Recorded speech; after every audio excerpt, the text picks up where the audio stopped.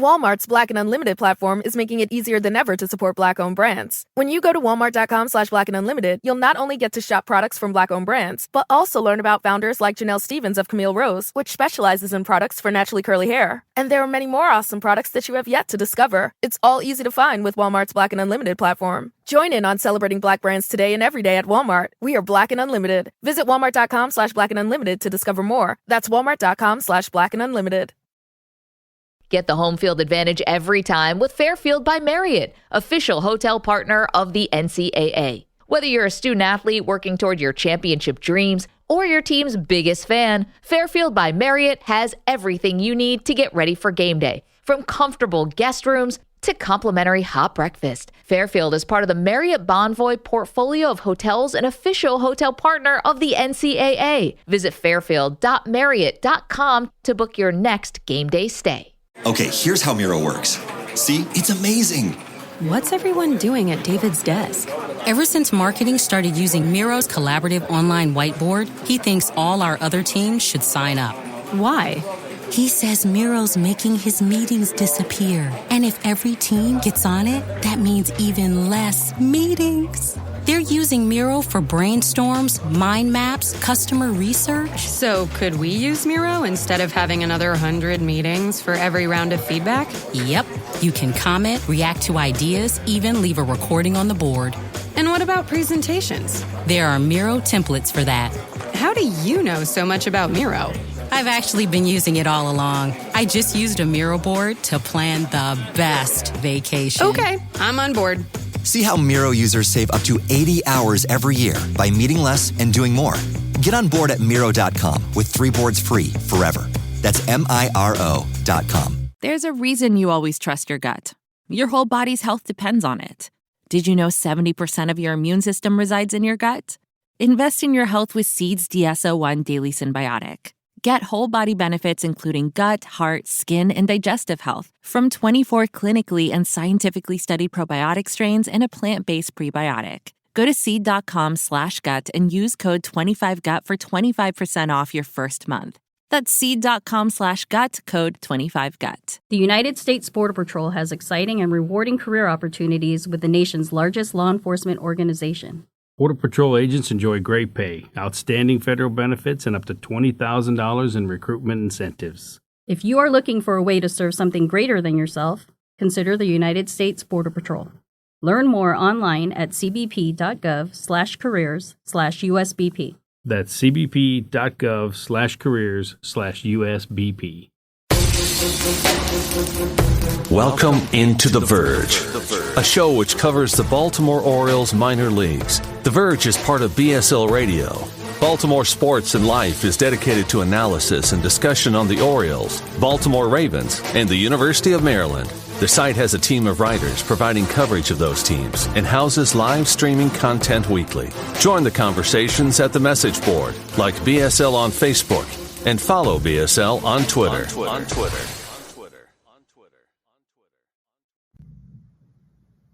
Want to make a podcast? Spotify's got a platform that lets you make one super easily, then distribute it everywhere and even earn money, all in one place for free. It's called Spotify for Podcasters, and here's how it works. Spotify for Podcasters lets you record and edit podcasts right from your phone or computer, so no matter what your setup is like, you can start creating today. Then you can distribute your podcast to Spotify and everywhere else podcasts are heard. Video podcasts are also available on Spotify. With Spotify for Podcasters, you can earn money in a variety of ways, including ads and podcast subscriptions. And best of all, it's totally free with no catch. Ever since we discovered Spotify for Podcasters, we feel like having options like video podcasts and Q&A lets us be more creative on another level. I highly recommend you give it a try. Download the Spotify for Podcasters app or go to www.spotify.com/podcasters to get started. Welcome on The Verge. This is Zach Spedden, joined as always by Bob Philin and Nick Stevens. And on tonight's episode, we got a lot to get to. With about a month to go until the MLB draft, we will have our first ever mock draft. We're also going to get into the Aberdeen Ironbirds, who've already clinched their playoff spot, are more than 20 games over 500. And then we will get into a little bit of some promotions news that dropped today on Monday, June 20th. But first, I'll introduce our guest for tonight's episode. You've heard him before on this show, talking Rule 5 picks, very passionate supporter of the Orioles and of the show, very knowledgeable one as well. He's Vivek Shukla. Vivek, great to have you back. Hey, thank you guys so much. Happy to join. And I know in our group we've been talking a lot about these draft picks and where the Orioles could go. So, thank you for letting me be on and discussing a little bit of this. Yeah, hopefully they don't cancel the MLB draft now that we have had you on like they did with the Rule 5 draft. But yeah, I don't even know what I'd say. Well, on that note, we'll jump right into the mock draft, which is not something we have done on this show before. And Bob, Nick, as far as I know, this will be the only mock draft that we do between now and the draft in mid-July, but we'll see how things go. And for that 1-1 pick, which is what I know most of our listeners are waiting for, there actually is a strong consensus here on where we're going, but it's not unanimous. So I'm going to start with a person who had a different pick for 1-1, and that's Bob. Yeah, I'll start with that. But first of all, the guy that you might think, oh, it's unanimous, it's going to be this guy. Maybe not. Maybe not. I went with Termarr Johnson in my personal mock draft just because I feel like he fits the bill. Even though he's a high school player, he's a high hit tool guy, polished hitter. He's got power, something to work with in this player development system. And I feel like, especially now that you see his name dropping down on boards, you're going to be able to get him at that first pick cheaper than a guy like Druw Jones, save some of that money. And I'm assuming that they'll have Jones and Johnson similar skill sets. I mean, as far as like good at players they think they are. So they'll get the guy that's comparable, but a cheaper cost, use that money down the line. And I just think I haven't fallen out of love with Termarr Johnson's bat, despite him slipping down boards. And I just don't understand why. Vivek was talking to us before the show started about his performance at the Combine, and it's like, not surprised. This kid is the real deal. So I would be super happy with Termarr Johnson. I'd be super happy with Druw Jones. I'd be happy with the guy that is our consensus pick here. But for me, I went Termarr Johnson. Just think you get that bat in the system, and if he's a second baseman, he's a second baseman. If he's a third baseman, he's a third baseman. It doesn't matter. You get that bat in there, you develop it, and you fit him in where you can. Yeah, with Termarr Johnson, if the pick is Termarr Johnson, I'll just speak to that and say that I don't care about the position. And I'm glad that I don't see a lot of other people, especially these like big national talking heads, harping on that. The fact that he's a second baseman, it just seems to be like it's his fellow high school teammates are the ones that are ruining this for him. Exactly. So it's, if the hit tool is as advertised, I don't care if he's a second baseman. I don't care what position he plays. You bring him in the system, and I'd be fine with that as well. I honestly, there's one name, and Vivek mentioned this before he came on, and I agree with. If it's Jacob Berry 1-1, I'm throwing something. But anyone else, like only because it'll make Keith Law right, and I hate that. But anything else, like I don't really see any downsides to any of these guys. I think when Mike Elias says this is a really tough decision, I do not envy him or anyone else on this final decision panel, because there doesn't seem to be that clear-cut, bona fide, there's no doubt this is 1-1. And so when you have more options, definitely makes it a lot harder. And the Orioles had Termarr Johnson in for a private workout at Camden Yards. So if they do take him, it's because maybe they saw something there. They're going to have metrics on him, and I'm sure they'll have metrics on all these top guys. So whoever they take, they're going to take for a reason.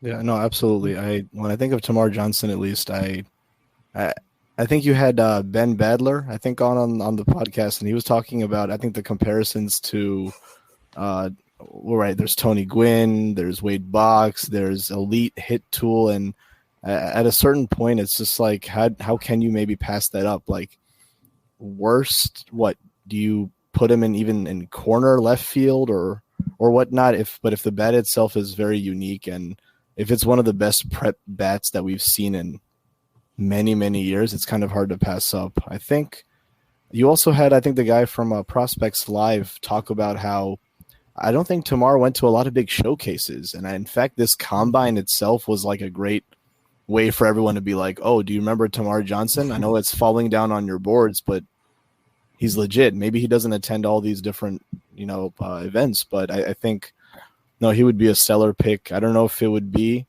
an underslot, but I think I would probably project that as being more of an underslot based off of just where the rankings are. And an elite hit tool and power tool in the Orioles development system, incorporating force plates and everything. The roof, man, through the roof could potentially, it's exciting.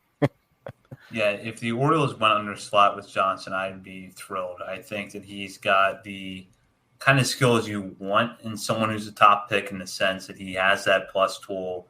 He's very safe in a way, but then there's also a little bit of projectability there for him to get better as a hitter. Defensively, I think it's a big question mark, but there are some skills there that stick. But I'm going to go to the consensus 1-1 here, and I'll let Nick start this one because Vivek, Nick, and I had the same player as the top pick in this draft. And Nick, who is it?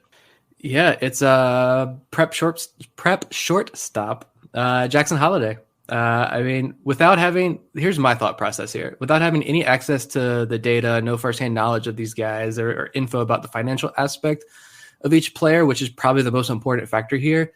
Like, this is a complete guess, but I think that my heart wants Druw Jones. I want that to be the pick ultimately. But I think when you look at everything and combine all the factors here, I just think it's going to be Jackson Holliday. Like, you still get good bloodlines. That's something that when I was in preparation for this, so many teams, reports are coming out from a lot of teams saying that, like, they really want the guys with the bloodlines. Your Justin Crawford, your Elijah Greens, they want one of these guys in their system. Holliday has that bloodlines. The Orioles, there's a lot of connections to that Oklahoma State program as well, recent connections. So maybe there's like a good relationship with his dad, and what his uncle also is on the coaching staff there. So maybe there's that relationship already being built up. I'd also imagine, I don't know for sure, but it would take a lot less money than Druw Jones. So if there's no clear-cut 1-1, like I said earlier, and you have all of these guys and that have a legitimate case to be 1-1 or the top player in this draft, why not save the money and go after Jackson Holliday? And I think Kylie McDaniel at ESPN even recently said that scouts are pretty much coming into agreement here that he's a top 3-4 player in this draft. And he's been the biggest riser. So that's why I like this pick. But at the end of the day, there's just so many factors that go into this decision. I think also like who they are as a person that we don't know. Who fits that growth mindset mentality that the Orioles are all about. And so, so it's Jackson Holliday. And so there's a big portion of the fan base that's already tuned out and doesn't want to listen anymore. Yeah, another left-handed infielder. It's probably going to stick at shortstop. Kind of would fit the Orioles bill as well, just because he's super well-rounded. He's got a 60 hit tool, 55 power, 60 run, 55 field, 60 arm. So kind of like Jordan Westberg bulked up a little bit, like boosted up on every grade and hitting from the left side. Yeah, I think that would be pretty cool too. Yeah, I think at least with Jackson Holliday, and I've only seen a few videos. By no means are we scouts by any means, but I think, say hypothetically, right, it's $1.5-2 million savings, and I think Elias even said like he wants to maximize on these first 5 picks, and we've always seen different prep arms or prep bets drop in the draft, and I don't know if we would go college heavy in one direction or high school heavy, but 1.5 million, 2 million is a lot to potentially be able to play around with. With Jackson Holliday, like, right, starting off with someone who could potentially work at shortstop, you can maybe slot him over to second base, third base. His rise right now kind of reminds me of Marcelo Mayer, when last year we were all, maybe it's Jordan Lawler or thinking of potentially even Kumar Rocker or Jack Leiter at that time when all these were rising. And I think, Jackson Holliday definitely from the underslot perspective. I also wanted to mentally, prepare myself that I've done this 2 drafts where 2020 I kind of went in with the thought of Austin Martin, and it couldn't be anyone else. And then 2021, I loved Khalil Watson jumping in, or potentially Jordan Lawler.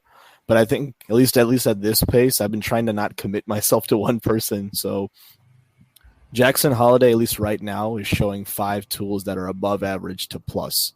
And that's something you can really work with there. So premium position, shortstop.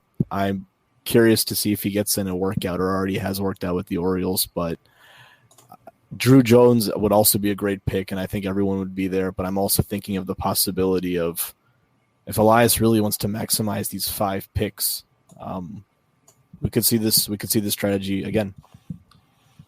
Yeah, I completely agree. Like, I think that Holliday just has the above average tools across the board. And I think the Orioles like that middle infield, high school profile. You add in a left-handed bat that projects for a little bit of power. And I think that my sense is just that Holliday is where they're leaning.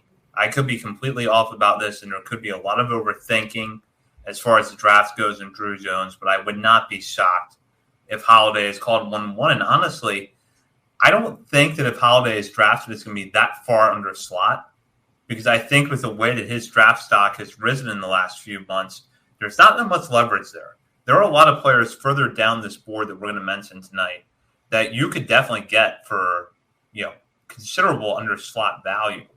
And I don't think Holliday is that at this point. It's just that he's not maybe going to command the top bonus, but then you're going to have, the above average tools across the board. Plus, let's look at who the Orioles are having success with right now. Gunnar Henderson, Kobe Mayo, high school infielders who hit for power, that play on the left side of the infield. And unlike a lot of high school shortstops, most reports suggest that Jackson Holliday can stick at the position. And I think that's going to factor heavily into the Orioles pick here.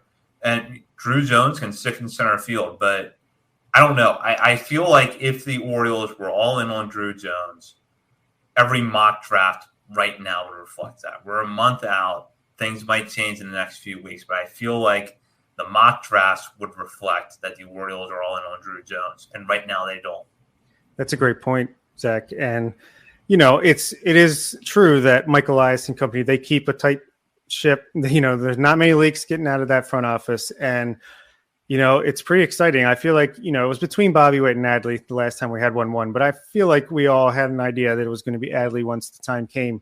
Right now, we're sitting with the first pick of the draft. We have no clue what is going to happen. It's going to be crazy exciting once Sunday, July 17th rolls around and we're on the clock. The nerves are going to be everywhere. But, could be Elijah Green. He's got the most potential upside of all this group. It could be Brooks Lee. He's a polished college shortstop as well. And obviously we've liked college guys in the last couple of years. So yeah, it's going to be interesting for sure. I felt like those 5 to 6 guys that Elias is talking about. I think I saw an Andy Kaska's article about Elias even said this is going to be a lively debate and discussion. So the group that he's working with for this pick, I'm sure these 5-6 people that we're even identifying have a great case to be number 1.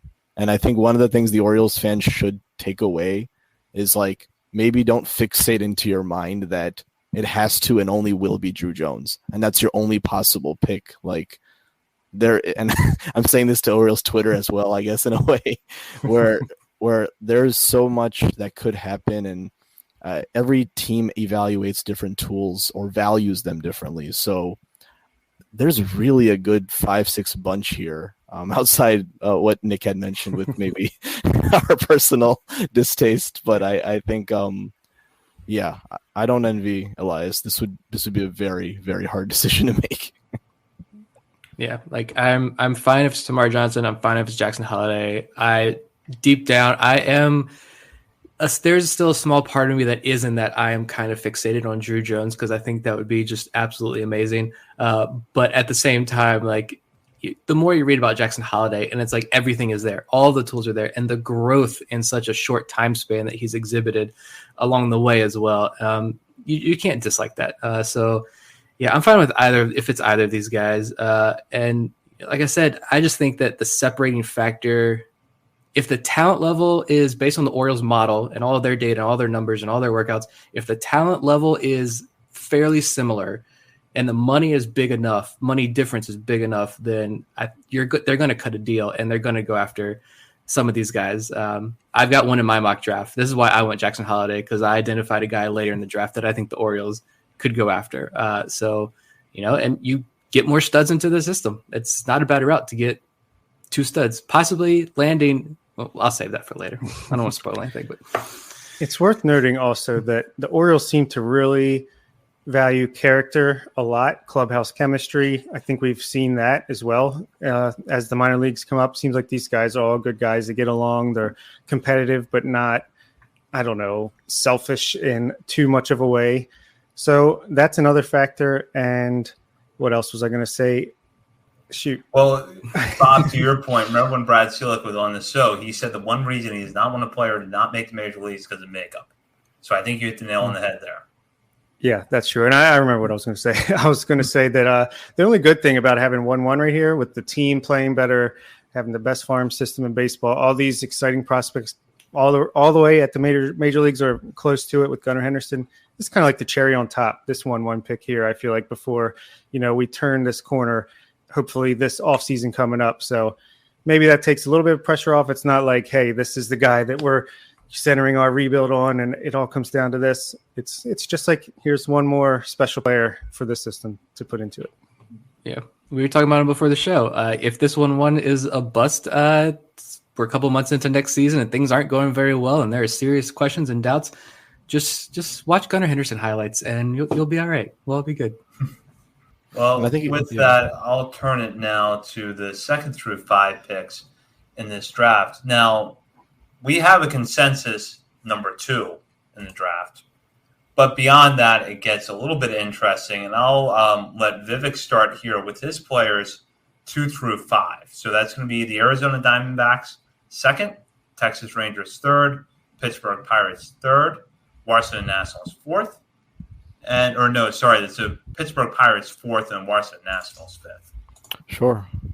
So, yeah, I guess jumping into it, at least from this consensus, something we saw with the Arizona Diamondbacks, and maybe this is something I chose just from the pick of Jordan Lawler. There was about a 2 million slot difference between getting Colton Cowser versus Jordan Lawler. I think Jordan Lawler actually went for 7 million. So they had to pull from other different pick money. So I imagine a scenario here, and Arizona's got great prospects. Alec Thomas, Corbin Carroll is also another good one. But still, you could still supplement it. It's all based off getting the best pick in value. I think they would take Druw Jones. From there, I went with Texas Rangers, and Texas has, they went with Jack Leiter last draft, and at least right now, I think if they want someone who could relatively move quickly, really good hit tool, maybe someone even also in a leadoff position to maybe supplement in the future. You have Corey Seager for a while. You have Marcus Semien for a while. I like Brooks Lee value here. I think there's a part of me that was thinking Jace Jung just because of the brother being in the system. But I think I was like, okay, maybe I'll go with Brooks Lee here. Pittsburgh Pirates, I think, truthfully, if Pittsburgh got Termarr Johnson here at 4, that'd be great for their system. Like, man, Nick Gonzalez, Termarr Johnson, O'Neal Cruz, Yadier Peguro, so that'd be great. And then rounding off at 5, I know they have Kybert Ruiz, but also it's right. You still continue to build value no matter what. I like Kevin Parada a lot.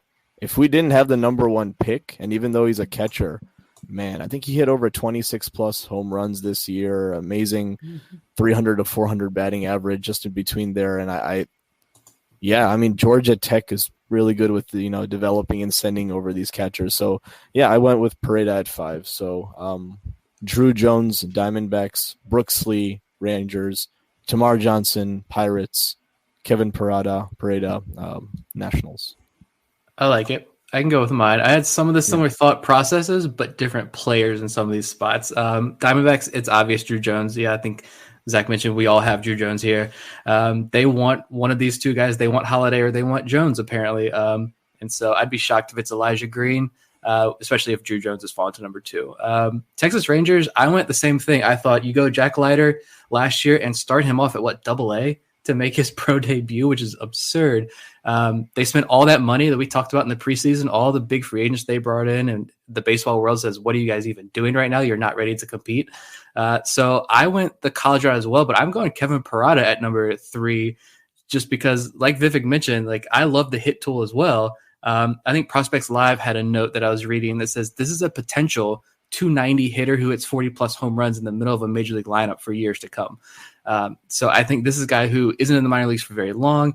And am in the same boat. Like, if I know the Orioles have the 1-1 pick, and I know Orioles fans would like burn the warehouse down and personally move the Orioles to Nashville if the pick is Parada, but the guy can hit. It's not going to be Kevin Parada though. Everybody calm down. I got him going to Texas. Pirates, I went Brooks Lee. The Pirates fans and Orioles fans are so similar in how they view their organizations. And I think Ben Cherington and how Mike Elias are attacking their rebuilds are pretty similar. So I went the college bat who can progress pretty quickly and possibly save them a little bit of money here. Not totally sure there, but sounds like they probably could. And then the Nationals, I went based on how my board was falling. I think a Brady House Termarr Johnson combo in the system would be pretty insane, but I went with Elijah Green. He's the highest upside left. You get a 1-1 candidate with the 5th pick, and there you go. Nationals get a pretty good prospect. They need some more studs in that system, and Elijah Green is certainly going to be one, I think. Yeah, that's some good thought process there. I was along similar lines. Druw Jones obviously going to the Arizona Diamondbacks if the Orioles don't take him. I think it's a great fit for their system as well. Just imagine defensively and offensively an outfield of Corbin Carroll, Druw Jones, and Alek Thomas. That's pretty great with Jordan Lawler at shortstop. So I'm a little jealous of that situation that they would have right there. Texas Rangers, I went with Jackson Holliday just because he's rising up boards, and at least in my mock, he was still available. So it seemed like a good fit for them. Pittsburgh Pirates, like you said, they're kind of in a similar boat. I feel like they're the National League version of the Orioles right now. And I have them taking Cam Collier, who is very young, right? He's like a high school junior basically, and he's graduating here. I feel like he's rising up lists, and the Pirates seem to be doing really well with young talent, like internationally and high school picks. They took James Wood last year. I think they're doing a really good job. So I just think that is a high upside pick they could have. And then Washington Nationals, I have taken Brooks Lee. I feel like it's kind of like the Nationals, they feel like a safe organization to me when it comes to drafting. And I think Brooks Lee is probably as safe as it gets with what's available at that point. Yeah, it's interesting to see the way things unfolded here. We obviously agree on Druw Jones, number 2, the D-backs. I think that's their preferred target. And if the Orioles do pass on him, which seems to be the consensus on this show, that's where they're going to go. And I'll admit, for me, the hardest pick was the Rangers, because I thought about Kevin Parada for a little bit, because I thought they're a team that has spent a lot of money. They might want the player that's a little bit closer to the major leagues, but I think they go as that loud tool with Elijah Green, which is a power. And the fact is that Green, I think, has actually improved his case for the first overall pick in this draft in recent months. I have him going to Texas. And then right after that, Brooks Lee, the Pirates. I think the Pirates did a really good job in the last draft of balancing the players who could get to the major leagues quickly versus building the farm system overall, which they needed to do. And I think Brooks Lee, could help them contend a little bit faster and make them better off long term. And then number 5, I have the Nationals taking Termarr Johnson. And I was torn again between Termarr Johnson and Kevin Parada for that pick. But the reason I went with Johnson is that the Nationals, number 1, like that one loud tool. And last year with Brady House, it was the power. If they really buy into Termarr Johnson's hit tool, they'll take it here. And they tend to take players who are going against the industry grain at that time. So it could be a player who's gotten hurt, or in this case, a player whose stock has fallen a little bit through, honestly, no fault of his own for the most part, based on what we're hearing in Johnson, and feel like they can put him in their farm system and he'll balance it out, where this is a farm system that doesn't have a whole lot right now.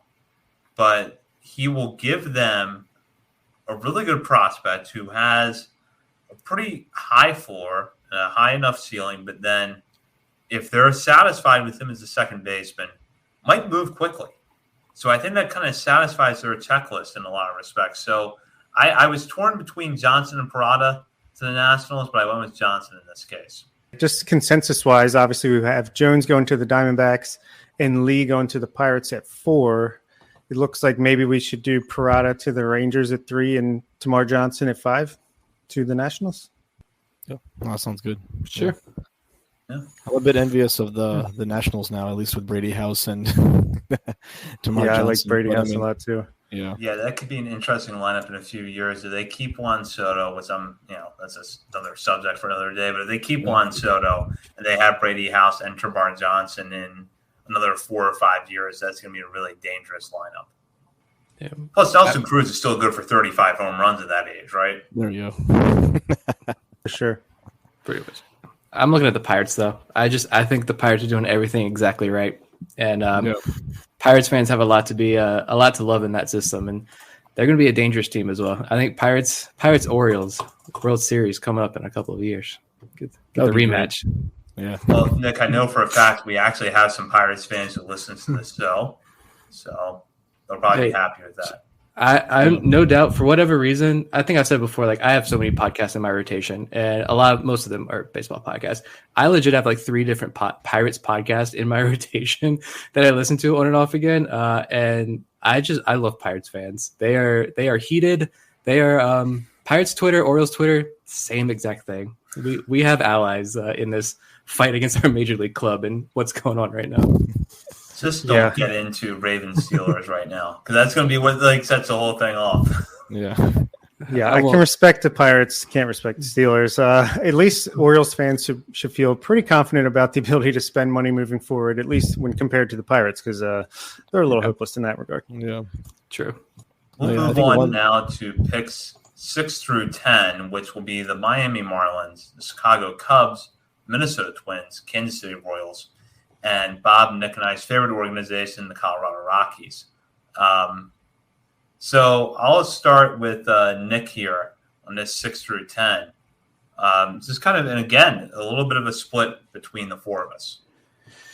Yeah, so at 1-6 with the Marlins, it's finally Termarr Johnson time. I think these 2 pieces fit perfectly, and I really do honestly love Termarr Johnson, which is why I want him to fall. If he doesn't go to Baltimore, I don't want him to be a National. I don't want to be a Pirate. I want him to go to the Marlins, because I started really getting into this draft like 3 or so years ago, and the Marlins grab every single prospect that I fall in love with.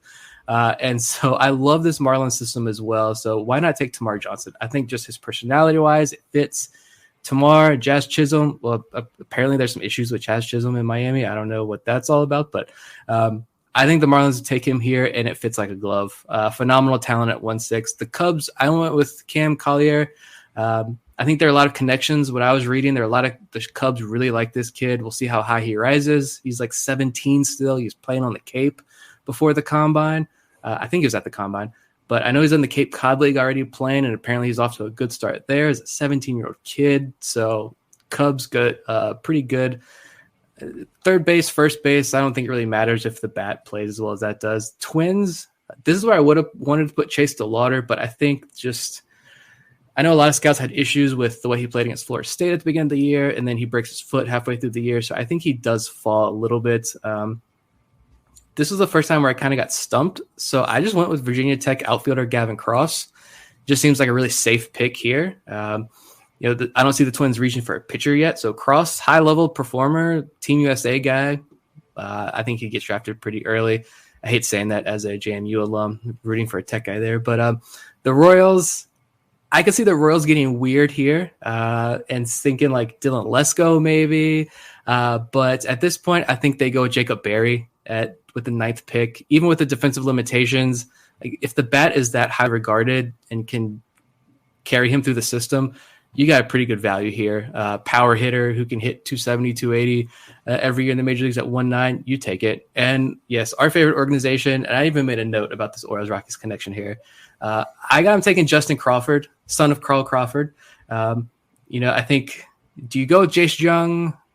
I think I have him falling pretty far here, but I'm with the uber athletic, toolsy, plays, runs just like his dad, apparently. You get the sense that at his peak, based on every report I read about Justin Crawford, at his peak, it looks like he could put up very similar numbers to his dad, who was, a 4 or 5-time All-Star, so not a bad deal. But you got Zach Veen, Benny Montgomery, Brenton Doyle, Justin Crawford in the system now. It's a great group of outfield prospects if the Orioles want to trade like Logan Gillespie and Jacob Nottingham for one of those guys later this summer. Rob them blind again. 100%. I love it, Nick. The Rockies. All right, so Vivek, any thoughts here? Oh yes, yeah. I like that. What's it called? I'm with you with respect to the Cam Collier prediction. Like, I feel like that's a good pick for 7. Going back to at least before that, the 6th pick for the Marlins. For some reason, at least I've been following a lot of Marlins games this year, and I think it's probably because they use 4 or 5 of our former relievers just to see in whatnot. But I'm slowly seeing a little bit of an inability, and right, this is a big statement to make maybe on the org, but at the same time, JJ Bleday, the 4th pick overall, had 2 years of struggling before finally being able to develop that hit tool, but we still haven't been able to call him up into the majors. There was a Cameron Misner that got traded. There's Khalil Watson, and no disrespect to Khalil Watson because I think he'll break out of it, but I don't know if you guys have seen, it's over now a 40% strikeout rate. So to a certain extent, I'm thinking maybe they're looking for a really well college-developed bat, similar to JJ Bleday. He's playing much better this year. That could be able to help and impact the system because they are phenomenal at developing arms. But I don't think at the 6th pick they would go an arm just because we've also seen the talent level of the arms this year, which I kind of feel like is going to be more between 10 and 30. So for me, I went with Jace Jung. I think that's a safe 55 hit or 60 tool, 55 hit, 60 power. You can try to find some room around second base, third base maybe, but I think his bat will play, and he's a fast riser in the system. Cam Collier with the Cubs. I purposely did this because I would love to see Elijah Green as a succession plan for Byron Buxton. I think that would be really, really cool for Twins fans. I mean, what better person to get tutelage under or in the system? So if Elijah Green dropped to 8th, hypothetically, I think, man, under Byron Buxton, optimizing that power, that's a good pick for them. The Royals, for me, I always think of arms when it comes to them, and even especially in that series where I think it's the 2017 or 18 draft where they just went ham with all of the arms. And then even last year, they kind of surprised us with Frank Mazzucato, who was threw 4 straight no-hitters last year, which is great. But he was projected in the 2030 round, 2030 pick. So I'm always thinking arm, and I think right now because of Leshko, I think Brock Porter has made his case for the second best prep arm right now, if not the best prep arm. So Brock Porter with them, I think they'll go arm. And then last one, I think the value of a Jacob Berry at number 10 for Colorado, I think it'd be nice in their system. So at that point, that bat could really give you 30 home run power at Coors Field. So kind of hard to pass up. But yeah, I'm in agreement with Cam Collier. I think a lot of us liked him there for the Cubs. Yeah, if I didn't have him all the way up at 4 for the Pirates, I probably would have put him there as well. But I have Elijah Green going to the Marlins. I just love the idea of Khalil Watson and Elijah Green in the same minor league system. That seems like a great time with a tremendous amount of upside to go along with Jazz Chisholm. That's just going to be a fun team. For some reason, I like the Marlins as well, even though they haven't really been good despite rebuilding for quite a while here. I had the Cubs taking Kevin Parada. I guess just switching out the Collier for Parada there. Just a polished catcher. Seemed like maybe it could be Wilson Contreras replacement at one point. I have Jace Jung going to the Twins. Just a best player available type of pick. Same with the Royals. I have Brock Porter as well. I think of arms when I think of them. Mazzucato, like you said, last season. And it just doesn't seem to matter how many pitchers they draft. They never seem to develop one into an ace since Zach Greinke, but keep trying. And then Colorado Rockies, I have them taking Gavin Cross, but I also like the Jacob Berry pick as well. He could just sit there at first base DH and mash bombs at that high altitude all day long. Yeah, the Marlins were kind of the first domino to fall for me here because I could have gone a couple of different directions with them. But in the end, I went with Kevin Parada. I feel like the Marlins have sort of stepped into the toe trying to win now. And Parada could help that goal a little bit, but at the same time, just be a good pick for them at 6 overall. So I like that. Cam Collier, 7th to the Cubs for a lot of the reasons that Nick and Vivek mentioned. I think that's a great pick. I went with Gavin Cross, 8th overall to the Twins. I think the Twins are going to go for that college outfielder they think that has a little bit of projection with the bat. Justin Crawford, number 9 to the Royals. And the Royals are one of those teams that I felt like I could have gone a couple of different directions with, but I feel like the Royals like the young, athletic, kind of projectable guys that they feel like they can work with and develop. And they're kind of a patient organization. So Crawford takes, a couple of years to really hit his feet and, hit his stride. I think they're going to be okay with that. And then with the Rockies, I went with Jacob Berry. I mean, I would not be happy if the Orioles drafted Jacob Berry 1-1. But if the Orioles were picking 7th or 8th in this draft and Berry fell to them and they wanted to take him, great. The Rockies will know what they were doing with Jacob Berry. It's stick him at first base, put him in low A or high A right away, and let him start hitting. He'll get to Coors Field in a few years, and he'll hit a lot of home runs. I think that's really what they're looking for, and Berry is exactly the kind of player that can do that. I think he's a really good value at number 10, so I have him going right there in the Rockies, the 10th overall pick in the draft. So we'll go. Bob has actually been keeping track of the consensus here, and what is the update 6 through 10? Yeah, I had to put Elijah Green at 6 for the Marlins as the consensus, even though there was only one of us that had him, just based on future consensus, more consensus picks, and the fact that Elijah Green really can't slip much past the top 5 or 10 or so. I have Collier going to the Cubs. Obviously, three of us had him going there. I have Gavin Cross going to the Twins, as Nick and Zach both had him there. Porter to the Royals, as me and Vivek had him, going to the Kansas City farm team. And Jacob Berry to the Colorado Rockies. It's too good to be true. All right, so we're going to go with 11 through 15, where we have one organization picking twice. New York Mets, number 11. Detroit Tigers, 12th. The Los Angeles Angels, 13th. The New York Mets, 14th. And then the San Diego Padres, 15th. And it feels like within this span, you have a couple of organizations that could theoretically go the safe route or could go the high-risk, high-reward route based off of some of the decisions they've made in the past and or their bonus pool. So this is really an interesting part of the draft, and I'll start with Bob to give his mock for 11 through 15. I think the Mets are going to make a big splash here and go for this Kumar Rocker fellow. I think that bridge has been burned pretty significantly. I had him taking Jacob Berry. They just seem like a team with the owner that they have, that they want a big name, a big splash, get some media attention. So I had Jacob Berry going there. I had Daniel Susac, catcher, going to the Tigers. I didn't know what to do with the Tigers, to be completely honest with you, but I went with Susac there. I actually have Rocker going to the Angels.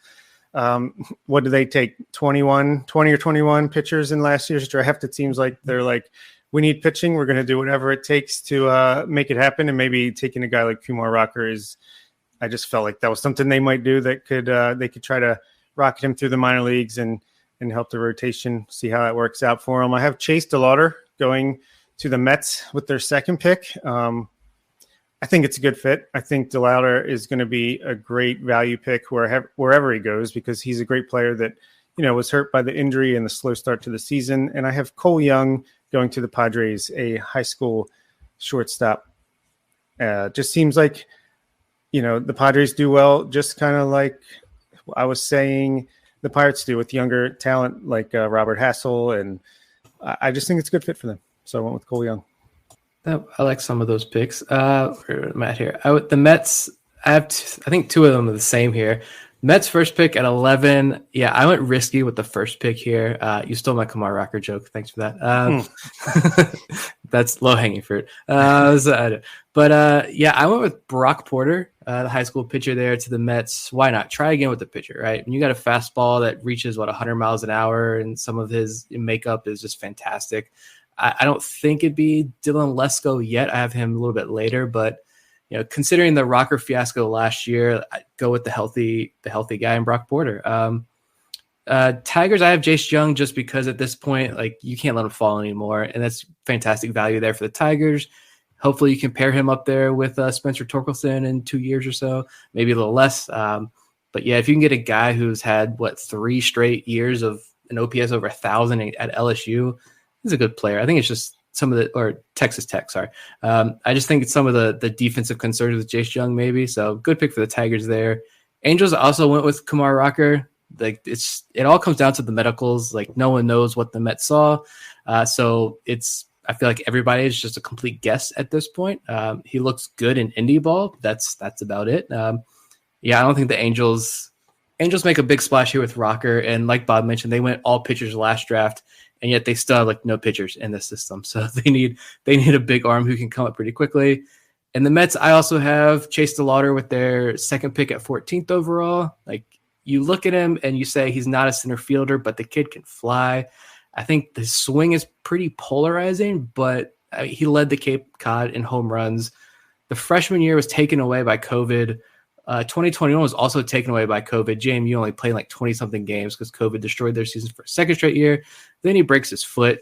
So the kid did not get to play at all at JMU, which as someone who doesn't miss a JMU baseball game, the most highly rated prospect to ever come through this program doesn't get to play. It kind of sucks.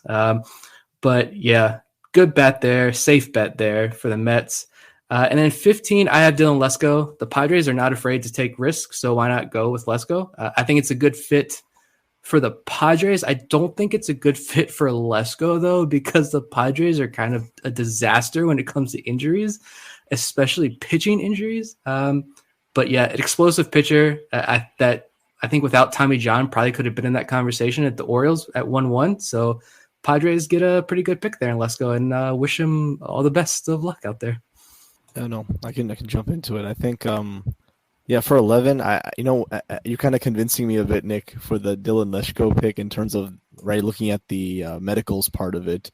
For this one, I put 11 for the New York Mets to go with Dylan Lesko. In fact, just because I remember a draft where 2 or 3 years ago where the Mets literally threw so much money at their first 3-4 picks that rounds like 5 or 6 to like 10 ended up being senior signs for very low minimums, and that was because they signed they got Matthew Allen and Pete Crow Armstrong and all these like prep guys, and I could see a similar system where they've already got again a very strong farm system. The Mets, for as much as the Mets have traded away, I'm still kind of amazed. Like they have a great farm system, and I think to reload that, Lesko would be a good pick there in terms of just the potential.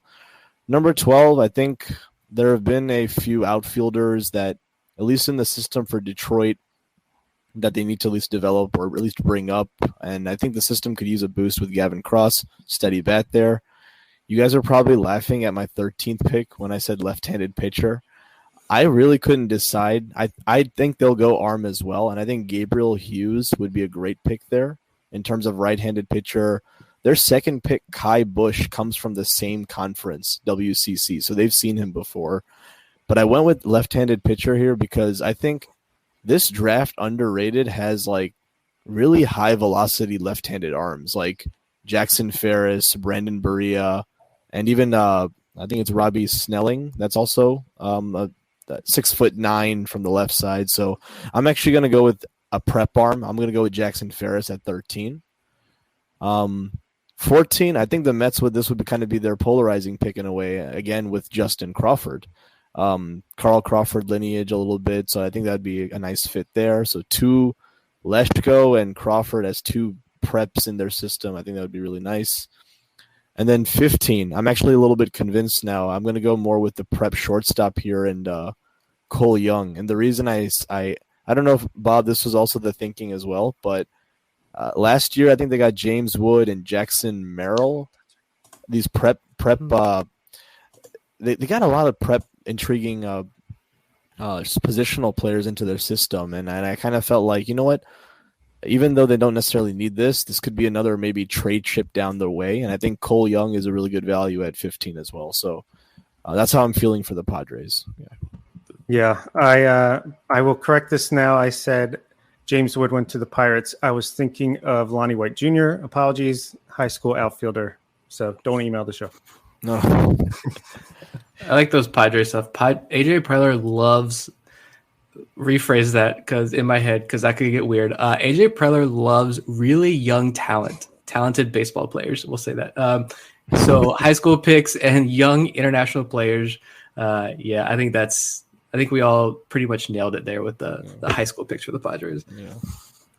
So I went in a different direction. A few picks here. I have Jace Jung going to the Mets at number 11. Young's stock has dropped a little bit since the spring. Remember, at one point he was the talk of being the underslot college bat 1-1 for the Orioles, and he's completely dropped out of that conversation. But maybe the Mets grab him there. And then number 12, I have Zach Nieto to the Tigers. Nieto is shortstop at Campbell. I know Vivek is a fan. It sort of feels like it fits the criteria for the Tigers a little bit. And then it's a guy who could get to the major leagues quickly, high floor, but would fill an area of need for them potentially. I think he's really risen his stock and definitely earned his way into that top 15, top 20 conversation this year. So I would not be shocked to see Nieto there. The Angels, I agree, they're going to draft a pitcher with this pick. And I went back and forth between Rocker and a few other names. I ended up with Gabriel Hughes. I just feel like he fits the Angels mold of college pitcher who has sort of a safe profile and could move quickly. So I have him going 13th overall, the Angels. Dylan Lesko to the Mets at 14th. And, after the Kumar Rocker thing last year where they didn't like something on his medicals, I thought the Mets might go safer. But the more I thought about it, I thought, you know what, this is the ultimate Mets pick. This could potentially be the best pitcher in the draft. There's a lot of risk attached to him. But if they can get Jung at slot or slightly under slot, and they got some money to work with, they got a big bonus pool to work with in this draft as it is, they'll be able to get Lesko 14th overall. And I think they sign him. And then 15th, I agree the Padres are going to take a pitcher. And I agree it's going to be risky, but I'm going with Connor Prelip here. Prelip was a possible 1-1 up until he had Tommy John surgery last year. He reportedly threw in San Diego during the combine. And not that I think the Padres are looking right, outside their front office window onto the field to make this decision. But I think if you want to go with a player that has a considerable amount of upside, but it might have dropped a little bit because of injury, Prelip certainly fits that bill. So I have the Padres taking him 15th overall. And Bob, where are we now in the consensus? Yeah, I think we're pretty locked in. I gave the Mets, who was it? Gosh, Jace Jung, got his brother back in the draft, just because he wasn't going to show up anywhere else. We had some more consensus down the line, and I do think he's a top 15 type talent. So Zach, you had him going there. I gave it to him. And the Tigers, I have getting Zach Neto. I have the Angels getting Kumar Rocker, the Mets getting Chase DeLauder with their second pick, and the Padres getting Cole Jung at 15. I like that Zach Neto pick for 12. I mean, I think you guys remember I mentioned it earlier, this is someone I wanted to follow and see maybe the Orioles can get in the second pick, 33. And yeah, it just doesn't seem like they'll do there. Yeah, I mean, he really rose. And I mean, you need someone there to replace Javier Baez's succession plan, right, at some point. So. Yep, no. And we just got a question here. Orioles maybe look Landon Sims at 33, and I think this is a great time to transition to the next phase of our mock draft, which is the Orioles picks 33, 42, 67, and 81. As a reminder, the 67th pick was acquired as part of the Cole Saucer Tanner Scott trade prior to the season. The Orioles have the largest bonus pool in the 2022 draft. So with the consensus here being the Orioles will take Jackson Holliday 1-1 overall, although Bob has them going to Mark Johnson, so he might play this out a little bit differently for the rest of the picks. Orioles have a lot of talent and money to spend with these next four picks. And I will start back with Bob for his 33rd pick in the draft and his second pick overall for the Orioles. Absolutely. The Orioles don't take high school talent, and they don't take pitchers early in the draft. Well, we all have them taking high school shorts, infielder with the first pick, and I have them taking pitching in the second pick that they have in this draft, as well as the third. I'll get to that. Justin Campbell, who I think is another guy that Vivek is a fan of. He's a right-handed pitcher with some pretty good stuff. I just think if you can get a guy like that in that position, you take it. And I think he fits the way that the Orioles are going here. He's got good control. He's got a great changeup, plus changeup. He's got average fastball and slider and an above average curveball, according to Baseball America. So get this guy in the system, get him moving up the ladder, and the cupboard may not be bare, but you still want to restock the cupboard as you break a few dishes, i.e. they get to the major leagues and graduate from your list. Don't hate that at all. You go ahead, Vivek. I like that Justin Campbell pick. I guess I know I brought him up a few times in the group chat, but I guess the thing that stuck out was when I was reading through the profile, this guy was actually drafted, I think in 2019 by Houston Astros, and like in the 19th round is potentially coming out of high school. And I think when I was reading the profile, I was like, okay, what are these characteristics, right? And so it's like very high spin rates on his stuff. The Orioles really love tall pitchers and high vertical arm slots. And when I thought Justin Campbell, I was like, okay, this if he drops, because I know sometimes he gets mocked in the 20 to 30 round. If he were to fall to that 33rd pick, then I think this is definitely someone you can work with. He's top 10 in the NCAA in strikeouts as well. Justin Campbell is one we'll slowly be monitoring after our pick. Like, is it coming? So. Yeah, I think he'd be a good boost in our system. Yeah, definitely like that. The hardest part once we got to this point, the hardest part is like, where do these guys go? I looked at probably 15 different mock drafts and like 40 different lists that I could find, and trying to combine all of this in my head, which was a lot of work. But this was a lot of fun to try to think of these more tougher picks later in the draft. But at 33, if he's here, this is one of my new favorite players in this draft class. And I don't know if he's going to fall this far, but I'm going to go with Coastal Carolina shortstop Eric Brown. If he's available, like you go with, look at some of the bats the Orioles have taken very early on, like Hudson Haskin and Reed Trimble. And I think Brown kind of fits that mold, like a funky swing. It's really like mesmerizing. I think I saw a Craig Counsell comp on that swing.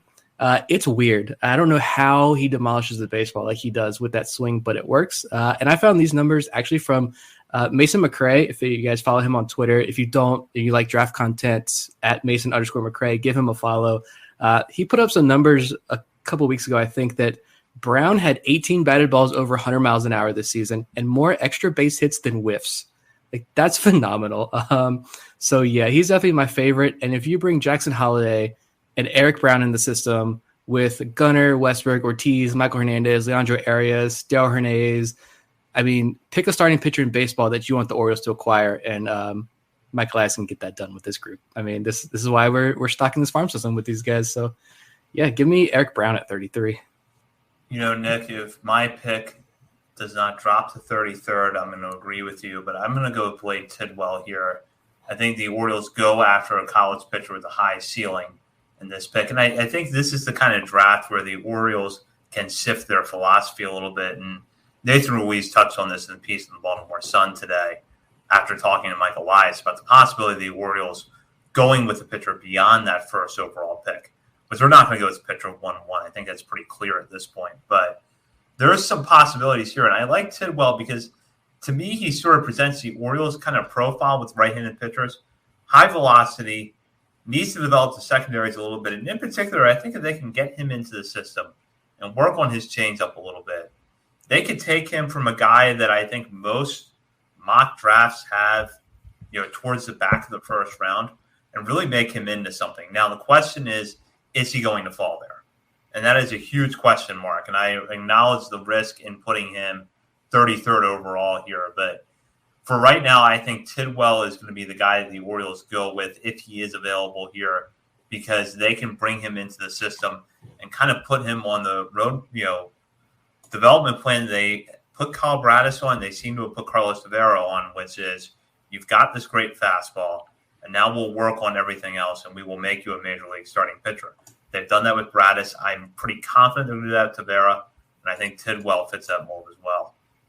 Yeah, absolutely. I thought that was a great pick. I think I saw the recent mock also had him there, so I think a lot of people are thinking maybe at 33 it could be a specific potentially pitcher.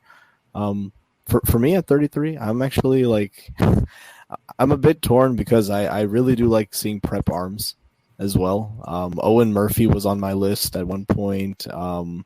and even like any other prep arm that could potentially fall. Potentially even I think Jackson Ferris was even mentioned by Eric. I'm going to go with the guy I've been following all year, Caden Wallace, 33. He's right now playing in the College World Series with Arkansas. He tied Heston Kjerstad's freshman home run record. This is a guy who profiles both at third base and also right field.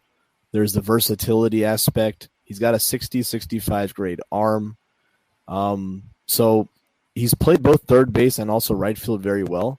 But the thing that stood out the most, I think there's some hit tool development that needs to be made, but he doesn't swing and miss too much.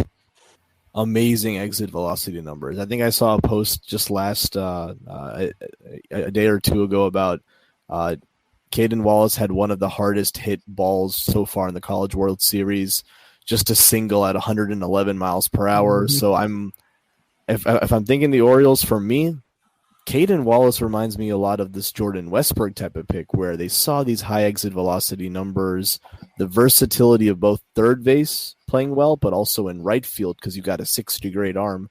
I don't know if Westburg has a 60 grade arm, but I think those are tools that would be really appealing. It falls under the college bet performance. So I think he's in the 30, 33 range. That's kind of where I would lean towards because if we do go high school, I feel like Orioles may just jump back into the college realm again for that 33rd pick. But yeah. So what's our consensus? I don't even know if we're going to have a consensus with these Orioles. I know, it's so hard. Yeah.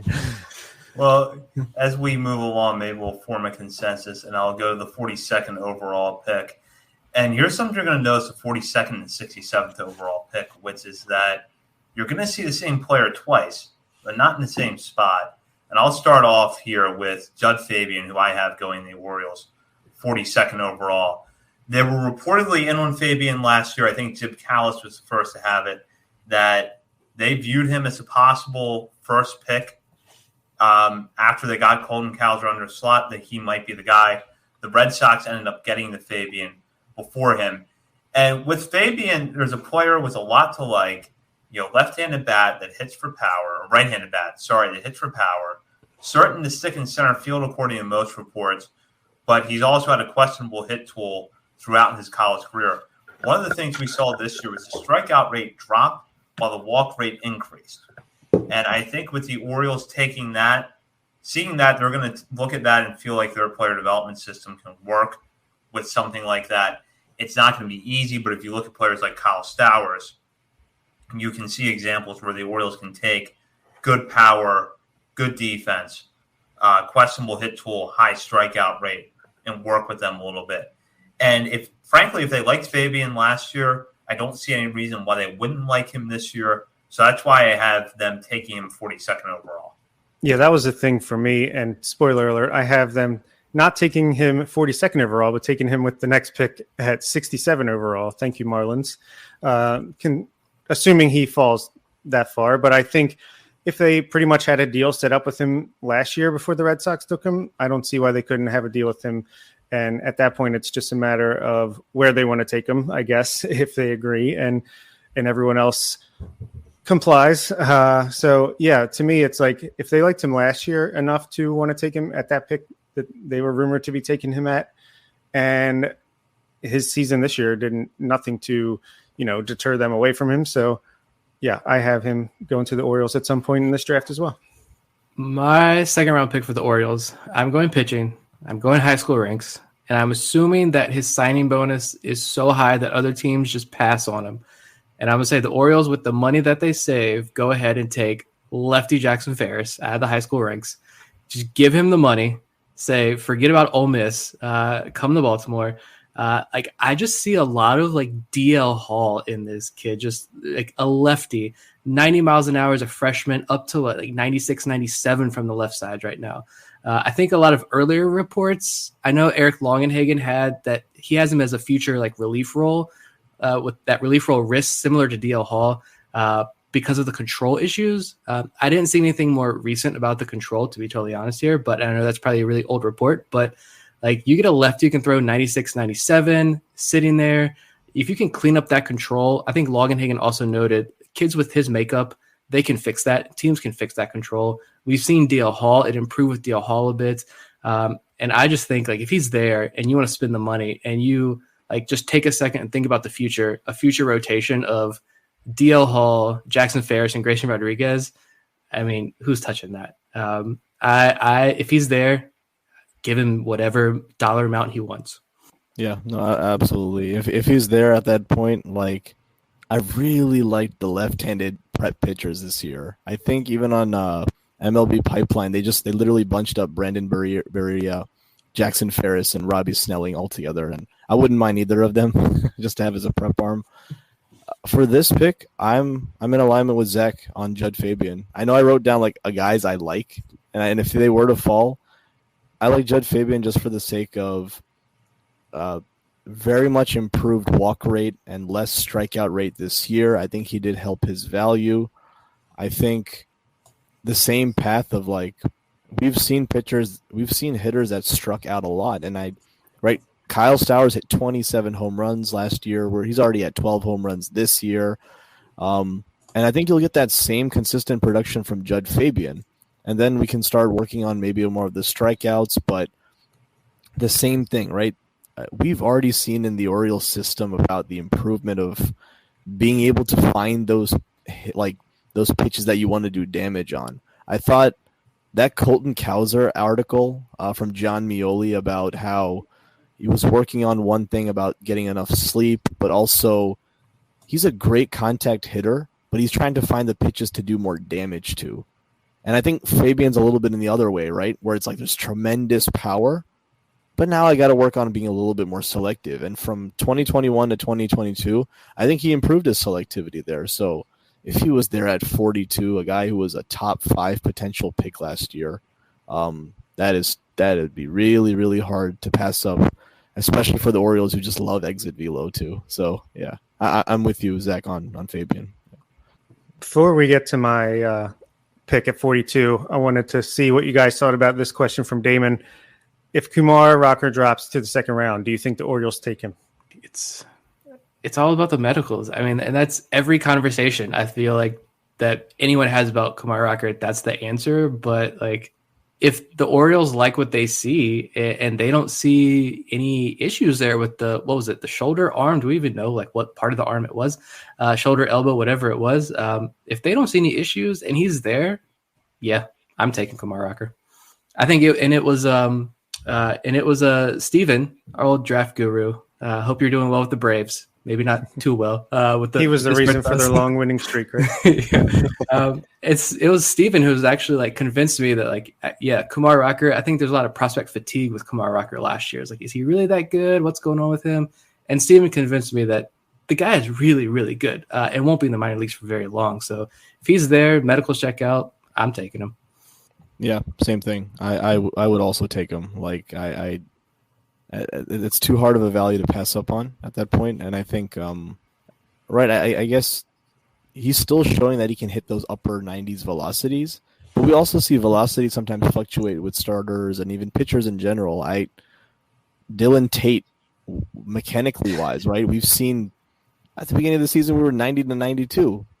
But then against Boston, he's 97 to 99. So it really fluctuates. And I think mechanics is something we could definitely work on. I know Chris Holt could definitely emphasize that. And that would be a nice supplement to like a fast-moving arms. Like if you get a Kumar Rocker in your system, you could maybe start him at high A Aberdeen. And then from there, you're maybe talking at the end of 2023. I was like, okay, let's give him a call-up if we're making a playoff push at that point. Yeah, I agree. I actually thought about Rocker for the 33rd pick, but it seems like with most mock drafts now have him going within the top 20 to top 25 based off his performance this season in Indie Ball as the Tri-City Valley Cats. But it's all going to come back to the medicals, like Nick said. If teams don't like what they see, then they're going to pass on him. So he could fall theoretically if the Orioles or some other team that picks before them feel comfortable with that. They're going to take him because the upside is undeniably high here. And I was not that high on Rocker coming into last year's draft because of some concerns based off his performance at Vanderbilt over the spring, where it seemed like the velocity was a little bit questionable. But, yeah, if you've got the opportunity to pick him up with your second or third pick if you're the Orioles, or even the fourth, but I don't think he's going to fall that far. You pick him up. I think you pick him up and you see what you can do with him, because this player development system has shown that it knows how to make pitcher stuff a little bit better. And for a guy like Rocker that comes in with pretty refined stuff, it would be interesting to see how he does. Yeah, I'm in complete agreement with all you guys. But the guy I really want to see somehow slip is Dylan Lesko. I highly doubt it would happen, but you never know. If people are scared away by the injury and they have other things in mind, I'll take him as well. But I would take Rocker too. The guy I'm taking with my 42nd overall pick for the Baltimore Orioles is a high school right-hander as well, Walter Ford, who is another one of these Cam Collier guys who reclassified. So he doesn't turn 18 until December. And we know, the Cleveland organization, the Guardians, they had always keyed in on getting these younger guys in the system as early as possible, more upside there, get them in your program. And I feel like that's something Elias might be into as well. And also he's got a plus fastball and plus slider with above average command, according to Baseball America. They have his changeup as a 40 right now, but has potential to develop. And what do we know about the Orioles? They love teaching changeups apparently, and they're really good at it. So get him in here and do that. This kid will be an ace by the time he's 21. So with that, we'll move on now to the 67th pick. And I feel like Nick's pick here is a pitcher that's going to need a lot of work, but an undeniable amount of talent. So I'll start with him.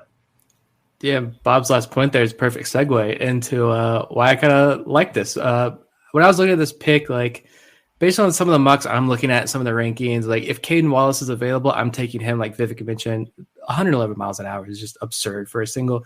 I like that pick if he's there. Cade Doughty is another name that I wanted to do more on. Like I remember watching him at LSU a lot, but I don't know where he's projected to really go here.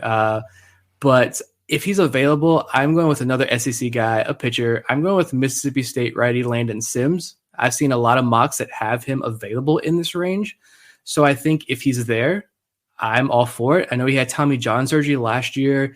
They tried to move him to the starting rotation, but Tommy John ended that trial run. So I think like Zach mentioned, there is some work to do in the rehab and getting him back to that level of working as a starter. But the Orioles have done a phenomenal job of bringing these guys back. I mean, look at what Carter Ballmer's doing this year already. So I think you can bring Sims in, and even if he doesn't debut until mid-season next year, then you work him as a starter. If it doesn't work, you've got a 70-grade fastball and 70-grade slider to fall back on. Put him in Bowie's bullpen, and he's in Major League Baseball in a couple of weeks, probably in 2024. But I just think the issue was the changeup, I believe, based on Baseball America's report. And I put that note in here that, if the Orioles like teaching changeups and they're so confident in that, and you can give Landon Sims a changeup to go with those two high-grade pitches that he already has, then you've got a phenomenal arm here at pick 67. So yeah, let's go with Landon Sims. No, absolutely. I love that pick for 67. I think that was also one of Mason McRae's mock drafts where he was also having Landon Sims there. I mean, he's a great resource and reference for all these. For 67, there was I went through this thought process of how funny it would be if we traded Tanner Scott and Cole Seltzer. And I don't know if he'd be available. But I don't know what you guys think about Ben Joyce. I don't understand. I don't know where he could potentially go. But 102, 103 miles per hour is this is kind of like that Garrett Crochet pick by the White Sox, where it's just insert him into your bullpen and let it rip. So Ben Joyce is definitely one. If he was available, I'd go with a 67. But if I were to connect it back to that, the same way, Nick, you were on talking about the changeup, one of the best changeups in the draft is one of Brooks Lee's teammates. I don't know if he'll last then, but there's a guy named Druw Thorpe who has one of the best changeups. His fastball is around 50-55 grade. It's not overpowering by any means, but really, really good changeup. He's top 10, top 5 NCAA right now, also in strikeouts. So really high K per 9 inning. He got more noticed when scouts were there for Brooks Lee. So I think this could be a pitcher that could also start at high A Aberdeen and make his way up. He's already got a really, really nice changeup to go with, and I think we can maybe maximize his profile. So if he's available at 67, I don't know if we'd go both Jace, Justin Campbell, and then Druw Thorpe, but Druw Thorpe's another arm I'm thinking about at 67. Yeah. Now I'm thinking of you bring in Joyce in the eighth inning, and then you slow it down in the ninth with Felix Batista. So you go from 105 to 101 and throw the hitters off completely there. Yeah. Dang, you stole my joke. I was going to say make Felix Bautista look like a soft tossing righty. Now we're 1 for 1 with stolen jokes. Yeah, it's so hard to gauge the market for Ben Joyce. Do you guys know where he'll be picked? No clue. Yeah. So Vivek, all the points you said about Druw Thorpe, I completely agree with, which is why I have the Orioles taking him here. Druw Thorpe, to me, feels like the kind of player that the Orioles would trade for. And we'd be like, oh, of course they traded for someone like Druw Thorpe. He has all these secondaries he can manage really well. He's got a good changeup. He has fastball. It's not that hard, but it has good movement. And again, he locates it that well. If they can add a mile per hour or two to the fastball, they've got a real prospect on their hands. So if Druw Thorpe came over from the Angels next year, none of us would be surprised. But if the Orioles have the possibility here to pick him up at 67th overall, I think they're going to do it. And I'm sure the fact that Brooks Lee, his teammate, has been in that speculation for 1-1. Doesn't hurt him at all here. I think that if you want to look at a pitcher who has sort of the opposite profile of a couple of guys we talked about tonight, including Tidwell and Sims, where all the secondaries are there, the fastball maybe this isn't exactly where everybody wants it to be. This is it. And he's got good movement on the fastball. He can just get the mile per hour or two up a little bit. I think his stock will soar, and I think the Orioles, if they could land him here, this would be a great value, and this seems to be the kind of pitcher they like to trade for, which leads me to believe this is the kind of pitcher they would like to draft too if he's available. So that's why I have him going with that 67th pick. Yeah, my 67th pick was already noted, Judd Fabian, so I guess I'll move down to the final pick we're discussing tonight, and that is going to be my version of Jordan Westburg in this draft. Tanner Schobel, shortstop for Virginia Tech. He is right around average at everything, a little below average in power, but he's a shortstop at a decent division college school that can play all around the infield at a pretty decent level with average grades everywhere. So that just screams Orioles to me. And I think that would just be another solid middle infielder to add to the system. I like it. I figured I'd throw in one of these picks that guys that I kind of like everything I read about him. I like the numbers a lot and maybe save some money here with this pick. Although since we're going in my mock, at least Jackson Ferris, Eric Brown, Jackson Holliday here. So I'm going to save some money with Oregon shortstop. Let me find it here. Here we go. Oregon shortstop, Josh Kasevich. I've seen a lot of mocks and rankings that have him in this range. So no power, but fantastic plate discipline, and summer wooden bat summer league experience. So, I mean, at Oregon, 498 career games at the college level, struck out just 48 times. And this past year, he walked 24 times, struck out just 16 times in 61 games. And so I think in the North Woods League, which uses the wooden bat, it's not Cape Cod League, but it's still a really good league. He led the league with a 374 batting average last year, more walks and strikeouts. So I figure, sure, save a bunch of money here with this Oregon shortstop and a guy who I kind of figure a more advanced, maybe Colin Burns type player, maybe. Yeah, I was considering Kasevich as well in that spot too. So we're on the same idea there. Yeah, I went with a kind of pro player that I think the Orioles like a little bit based off of last year's draft, and that's Michigan outfielder Clark Elliott, who seems to be solid across the board with his tools. MLB Pipeline has him right now in a 55 hit tool, 45 power, 60 run, 55 arm, 55 field. Left-handed bat who seems to play a good outfield, good plate approach overall. There's been some Michael Brantley comps thrown around from what reports I read on him today. That might be his ceiling, and that would be a very high ceiling because Brantley is a good player.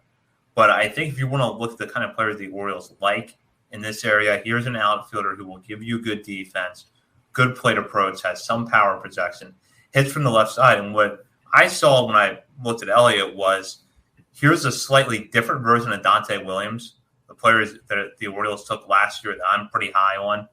And another college bat, outfielder, certain to stick in the outfield, offers something from the left side of the plate. So I went with Elliott here. A lot of reports right now seem to be all over the place on him. I know Keith Law has him, I think, 68th overall in his top 100. D1 Baseball has him, I believe, at 50th. So this is a guy that I expect to see kind of a wide range of outcomes on between now and the draft, but someone to keep an eye on. And I think if the Orioles could get him at 81, he would be a good player to work with and someone that fits their model a little bit. Absolutely. I love that pick, actually. You said the 55 hit part. It kind of reminds me of those, right? Similar to the good hit tools that we got with Connor Norby, Colton Cowser, even Dante Williams, good plate discipline. Can you tap into more power in that respect? And I like that. I was also thinking outfielder because I don't think it would be well. It needs to be for it to be an Oriole draft. We need to get another outfielder, especially in our system. So I think I went with a similar pick. We drafted him 3 years ago, and I think it was going to be a plan if we didn't sign Gunnar Henderson or any of the other potential overslot picks. I went with Colby Thomas, and he's an outfielder from Mercer, where we drafted, I think, in the 37th round in 2019. But we tried to get him out of we tried to get him out of high school. Weren't able to sign him.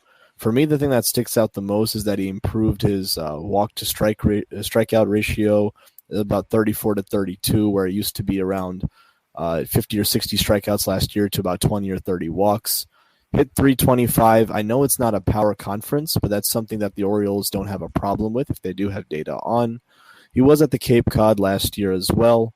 17 home runs, and I think I'm trying to remember. I think it was someone from Prospects Live where I saw a few posts about his stock is like rising, Colby Thomas, because of those high exit velocities. So, see, on MLB Pipeline, 45 was the hit tool they gave, but for power, fielding, arm, everything was like 55 and up. So, same thought process. When I saw those grades, again, that was something what we saw with Stowers, where it was like they gave him the 45 hit, but let's see what you can do with optimizing the power and everything. So the chances of the Orioles selecting the same pick, like I don't think that happens generally where the team selects them twice, but he's rated 94 on Pipeline, but I think at 81, if he's potentially still there, Colby Thomas. So some good thoughts. And Bob, I know you've been trying to keep track of the consensus. Did we reach one in those last four picks? Judd Fabian will be picked.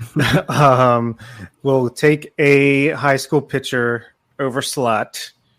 We will take an outfielder with good power and not the best hit tool, and we'll take a completely average, slightly below average power middle infielder. So there you go. Sounds about right. I think with the pitching, and we've probably made this comment a lot on the show before too when talking about the draft, that like when you look at this draft class and all these top guys getting hurt, and so many questions about the college pitching staff or just the pitching class in general with this draft. And the Orioles are probably going to wait. That's what they've done. Griffin McClarty, Carlos Tavera, they waited to take that first pitcher. And with this draft class, they're certainly going to wait. But based on what like Brad Selick has said on our show and some recent comments in Nathan Ruiz's articles and Andy Costco's articles, I just get the sense that there could be one of these prep high school arms being taken. It also seems like there are a lot of really good, some of these pitchers you guys mentioned, seems like there are a lot of really underrated West Coast arms. And we don't have Steven on because I know he liked to highlight those West Coast arms a lot in pre-draft shows. But there seems to be a lot of those guys available too that the Orioles could certainly grab. And the Orioles are not against drafting pitchers. Like they said, there's just a lot of risk with these guys. So they want to make sure they draft the guy with the least amount of risk and make sure it all fits. But I think this could be the year, the earliest they go with a pitcher. See? We're certainly looking forward to the MLB draft next month out in Los Angeles, and we'll have more coverage here for you.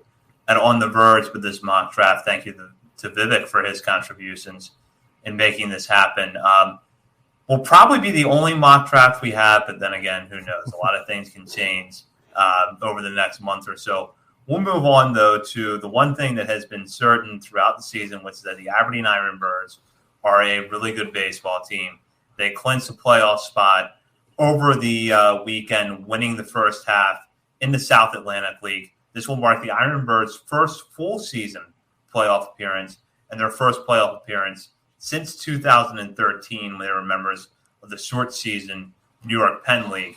We've seen a couple of things this month. We saw the combined no-hitter over the weekend. Kobe Mayo continues to tear apart. Blue Claws pitching hits his 12th home run on Sunday. Colton Cowser is getting hot at the plate. John Rhodes comes off the IL and picks up right where he left off.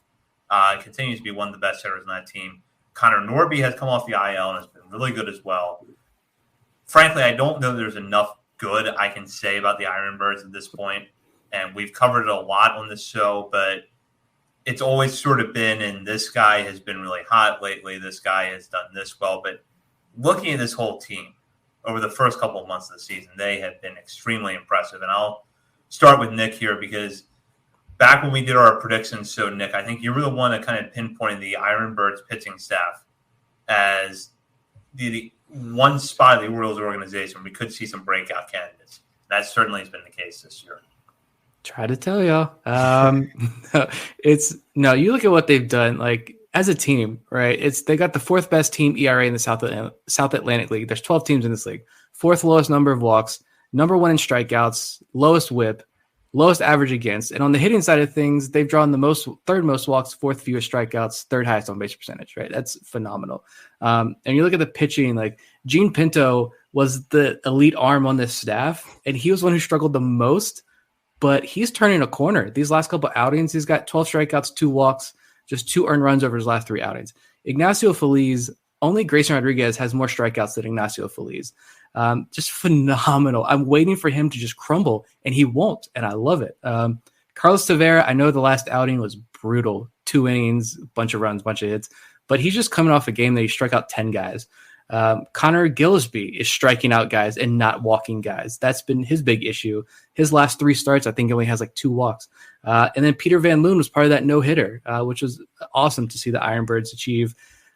He's 7-0 on the year. I think I saw someone, it might have been in the Patreon group that was like, he's this year's Druw Rom, or someone commented on Twitter. It's like, he's this year's Druw Rom.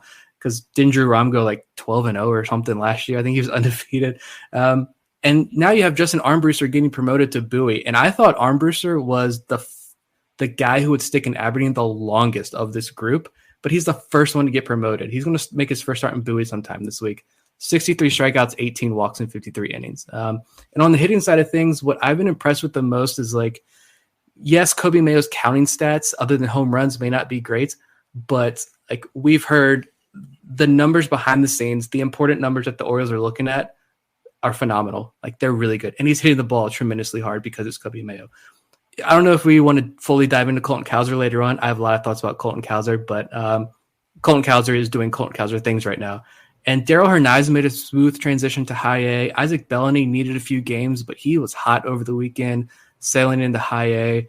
Like this team's got 43 wins and a 10.5 game lead in their division. And with a first-year minor league manager and Roberto Mercado, a new guy in Forrest Herman as the pitching coach, and guys like Isaiah Page, Ryan Gall, I'm trying to think of the staff off the top of my head, Zach Cole, the hitting coach. These are really young guys, and they're all putting together a phenomenal product on the field here in Aberdeen. I don't think we can say enough good things about what's happening in Aberdeen, and it's a shame that Aberdeen doesn't care to tell anybody what's going on.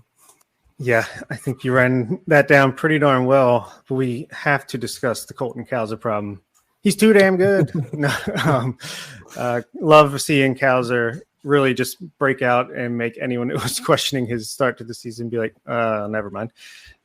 Walking a lot, as you would expect, starting to hit for a little bit of power, especially on the road when he gets out of that huge Aberdeen stadium that suppresses home runs about 20 to 30%. And the strikeouts continue to fall down to where we expect them to be. So not worried about him. I would fully expect him to be in Bowie by the time the minor league all-star break rolls around in a few weeks. So, yeah, and the pitching is, I mean, we could have another hour-long episode just talking about the Aberdeen pitching by itself. It's been tremendous. And I can't wait till they're all up in Bowie. And then we get to see the guys like Druw Rom, Zach Peak, Ryan Watson push up to AAA. It's the best part of the minor league season for me is when around midseason, you start to see these bulk promotions and just see how they can translate the success that these players have had in the first half into the next level in the second half. Nick, I know you have a lot of thoughts about Colton Cowser, so just express it on air now. I just go pull back our tape, right? There was no concern here. We had no concern. We did say that around this time frame, if he's still striking out, 40% of the time, let's have a conversation about this. Let's talk this through, right? But there's nothing to talk through with Colton Cowser. Like, I know some people need hot takes for their hot take blog sites, but like, there's nothing to discuss here with Colton Cowser in terms of his struggles. You look at some of the numbers right now in June, he's got a 911 OPS. That's elite. A 145 WRC plus, 9 extra base hits, 8 walks to 11 strikeouts. And you compare April and May to June. April and May, he had a 764 OPS. So about 150 point jump there. He had a 32% strikeout rate. He's cut that almost in half. And so, yeah, like, I just don't know, like, what more do you want from Colton Cowser? Like, please tell me what wonders you want this kid. He's not a kid. I'm getting older, and he does play with Legos. He does. Yeah, that's true. You look at this 20-something-year-old guy who's in his first full season of pro ball. Like, what more do you want him to do? He's progressing. This is part of the player development process. And yeah, the Colton Cowser problem takes where that's one of the few things, like, you can nitpick guys. I get it. There are some guys who are struggling. There's some big names who are struggling, and we can talk about them over the next couple of weeks. But Colton Cowser is not a guy you need to be worried about struggling at all. Yeah. And, he's not coming from this big SEC power conference school. He's coming from Sam Houston State. And the John Muley article pointed it out perfectly. He's got to adjust to professional life. And I think the real problem is he set expectations so high at the end of last year where he just looked like he was playing Little League, as I like to say. And so, yeah, it was a little bit disappointing, his performance early on, but definitely nothing to ever worry about. And he's showing us why right now. So it is what it is. So before we move on to the Ironbirds, Vivek, any thoughts? Yeah, no, I think I wanted to say, like, I don't know if you remember when we first got that pitching coach, Forrest Herman, from Cincinnati Reds. There was a Rule 5 guy on there. I don't know why I'm forgetting the name. Eduardo Salazar, for example, that was on my list. And I think he was a bit far away, but I loved the Reds minor league pitching staff when he was there in high A. And I think in general, the Reds, if one positive comment I could give, I think they're really good with respect to pitching development. So I'm very happy we have them, and I think it's definitely helping with the Aberdeen Ironbirds. And this is kind of also testing the Orioles model in a way. Like, you found value in the 5th round with Tavera, 12th round with Armbruster, 16th round with Peter Van Loon, 19th round with Tommy Pham. Like, you found value later in the draft, and you optimized those tools, and you're seeing that now. And I didn't think Armbruster would be the first arm promoted to Bowie, but no, I'm happy for him. And then even with the just the Aberdeen Ironbirds in general, I think, like, even though there's going to be promotions obviously going to Bowie, I'm curious to see if anyone from Delmarva, or heck, even depending on some of these draft picks, I know we generally put them and maybe we'll do the mass movement this year from Delmarva to Aberdeen, but I'd be curious if some of these could make that jump to Aberdeen. But I know, I think it's phenomenal. They've exceeded my expectations. I didn't think they'd be this good. I think we all thought they could hit, but wow, but both ends of the spectrum, they're doing it. So we're actually going to go to the final segment here, but this actually does apply. This question was from Audit. Where does Chris Vallimont rank among the pitching prospects? Is he in the Bradis tier or lower? Now, Vallimont, just to fill some listeners in, was a waiver claim from the Twins last month, who had been in Double-A for most of the last 2 years. Double-A Wichita was the Twins. Had a very, very high walk rate, showed some good stuff, but it was not enough for the Twins. The Orioles ended up picking him up on waivers last month. He went to Double-A Bowie, dominated. He has now been promoted to Triple-A, and Nick has him picked as a pitcher he wants to highlight in his final segment of the night. So we'll transition into the final segment here, but give us an opportunity to talk about Vallimont. Yeah, that start on Sunday, that's why I put him on here. I mean, 10 strikeouts in 5 innings, and then he gets promoted this morning to Norfolk, deservedly so. I think you look at some of the numbers, and I have to pull them up here real quick. I didn't put that up there. But when he was with the Twins, like, the numbers were a absolute disaster. 6'5", 220 pounds, what he's listed at, 25-year-old righty. And you look at the difference here. When he was with the Twins, he had an ERA of almost 10, a whip of, and this is in 19 innings, a whip of 2.68, 329 average against, more walks and strikeouts, 23 walks to just 20 strikeouts. And since he joined Bowie, 3 starts, 13 innings, 1 run allowed, 4 walks, 18 strikeouts. So he's been phenomenal. In terms of like where does he rank in pitching prospects, haven't thought about this just because we got another 2 weeks or a week and a half till we do our next Patreon prospect update here. But I mean, kind of looking at the list, like I don't know what you guys think. If you got the top 2 guys, you got Bradish, you got Bauman, and then Druw Rom area, like do you rank him probably behind Druw Rom maybe in terms of the pitching prospects? Do we go that high?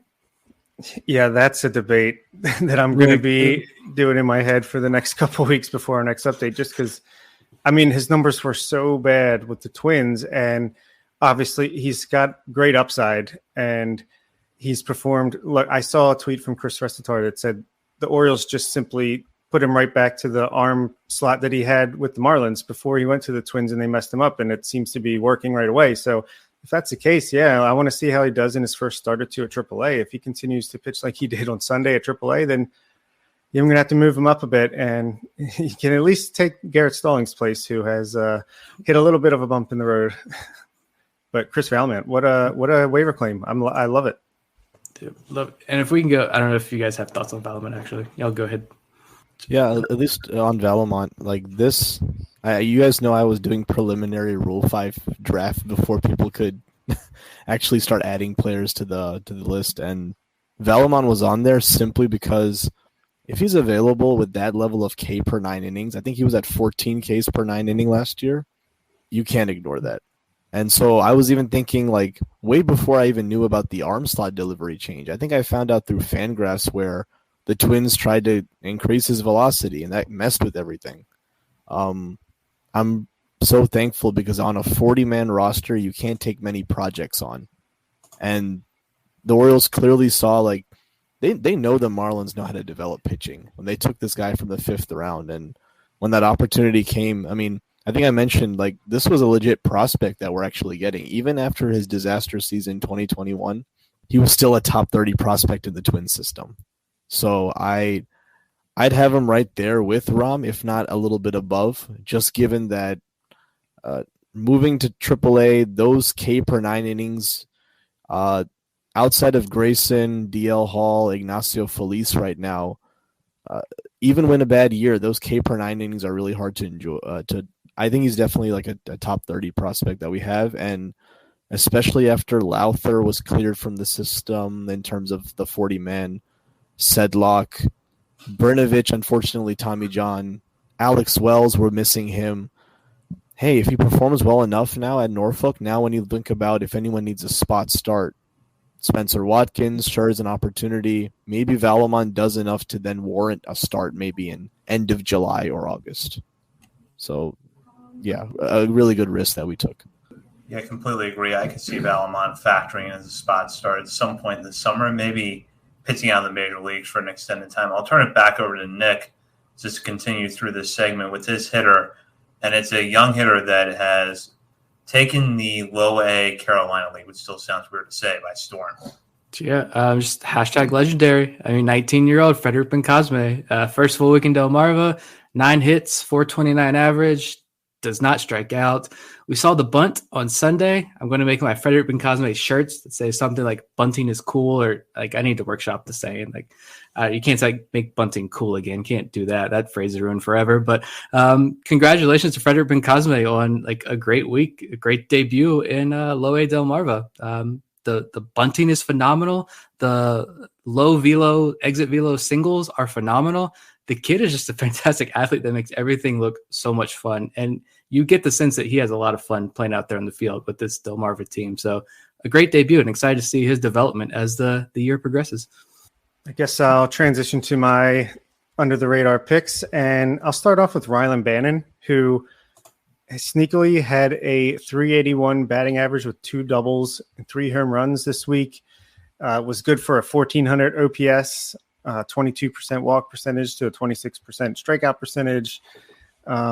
I don't know. You know, the Orioles have a decision to make with the league roster rules going to 13 pitcher maximum, and they just demoted Michael Baumann today, and they're going to need someone else to come up. And I think Rylan Bannon getting hot potentially at the right time. Maybe he gets to be that guy, at least until Ramon Urias is back off the injured list, but I just thought I'd shout him out. And my pitcher is going to be Adam Stauffer, who has been my guy for a little while now, and they finally give him a chance to start. And he goes 5 hitless innings with 1 walk and 6 strikeouts. No big deal. He's got a 2.51 ERA. He continually has low walk rates and strikes out at least 25% of batters. So I'm just happy for the guy, and I think he's under the radar, and he deserves to be mentioned as well, as long as these other pitchers that are performing well this year in the Orioles system. So with my picks this week, I'm going with a guy that has increasingly caught my attention down in the Dominican Summer League, and that is Aaron Estrada. When we talk about Dominican Summer League prospects, we're looking at players like Braylon Tavera, who's gotten off to a phenomenal start, or Edwin Amparo. But with Estrada now through 33 plate appearances, 407 batting average, an OPS of over 1,000. And in the stretch from June 11th through June 18th, he went 7 for 14 at the plate with 4 RBIs, 3 walks against 2 strikeouts. Now, this is a 17-year-old infielder listed at 5'8", 142 pounds. We have yet to actually see him in person. I don't know if we've gotten a clip of him through social media yet to share. I don't think we have, but a guy that is right now just hitting the cover off the ball, and someone I really want to watch the rest of the way, because I don't care what league it is, but when you're 17 years old, not turning 18 for more than 6 months, to be hitting that well is impressive. And then I'll go with my pitcher, Xavier Moore. He wrapped up the combined no-hitter in Aberdeen over the weekend, and he has been one of the Ironbirds' most consistent relievers this season, which says a lot given how good their bullpen has been. But in the month of June, 5 1/3 innings pitched, he's allowed just 1 earned run, 8 strikeouts against 2 walks. So for Moore, the left-hander, the right-hander to be pitching as well as he is out of the Aberdeen bullpen, just wanted to shout him out. And Vivek, I'll turn it over to you. Any under-the-radar players, hitter and pitcher, you want to mention? Yeah, I think starting off pitcher-wise, I know this is probably biased because I did pick this person as, like, this is the breakout candidate in my opinion. Cameron Bishop, for example, I think I liked him getting promoted over in Norfolk, and then I don't think he's allowed to run yet, and he's been doing a little bit of a few spot starts, but I think his role has now transitioned into a bullpen type of piece. Really, really nice slider to pair up with a fastball. I don't know if because I know his velo fluctuates from time to time if it's 90-91 or if he's topping at 93-94, but I think he's making his way into being potentially, if the Orioles ever want to take another look, this could be someone as a nice lefty reliever arm. The same way we've given Vespi a look, and I think it really does say a lot about the Orioles organization, where it's like, look, it's not just about throwing it hard and velo. Like, you can still make your stuff work. That one Paul Mancano and Nick Vespi interview was just about, like, hey, I found out in the new org that my fastball actually naturally cuts, and you would have never figured that out. So Bishop, I think he's now in AAA, potential opportunity. For hitter, I really wish I put a little bit more thought into this one, but I'm going to give a shout out to Anthony Cervideo because I think he's the last one we're waiting on. I think he's on 30. Is he like 30 or 31? He may have just entered a list, but he's the last from that 2020 draft class, which unfortunately has battled injuries. But I was so impressed with that walk rate we saw last year. And I think recently you guys posted that he had like a 3-walk game and is now going to go to Delmarva. So I think the grades in terms of him being a shortstop were excellent, and now he's got that walk also going for him. That year that he was drafted, he had the highest WAR technically of any position player, and we got him in the 3rd round. So I'm just looking forward to seeing him again. I'm happy he completed his stint in the FCL, and just pray that he stays healthy in this whole class, because I'd love to see that. That's another boost into the system in terms of shortstop.